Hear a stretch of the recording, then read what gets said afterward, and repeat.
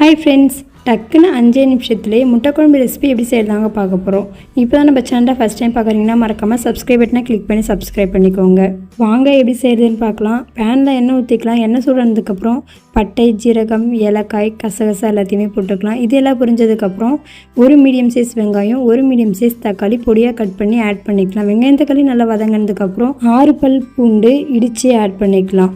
1/4 spoon மஞ்சள் தூள், தேவைக்கு ஏற்ற மாதிரி உப்பு, குழம்பு மிளகாய்த்தூள் யூஸ் பண்ணியிருக்கோம். 3 ஸ்பூன் அளவு குழம்பு மிளகாய்த்தூள் போட்டு நல்லா பச்சை வாசனை போகிற வரைக்கும் நல்லா கலக்கி விட்டுக்கலாம்.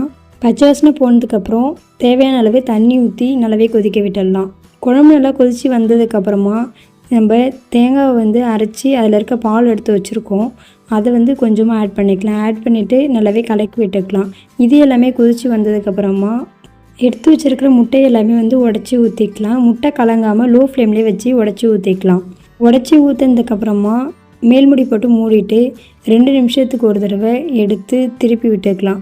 ஃபைனலாக பார்த்திங்கன்னா ஃபுல்லாகவே முட்டை வெந்ததுக்கப்புறமா கொத்தமல்லி கருவேப்பிலை ஆட் பண்ணி ஃபினிஷ் பண்ணிக்கலாம். இப்போ பார்த்திங்கன்னா முட்டை நல்லாவே வெந்திருக்கிறது தெரியுது. ஸோ இதே மெத்தடில் இதே டேஸ்ட்டில் நீங்களே கண்டிப்பாக எல்லாருமே ட்ரை பண்ணுங்கள்.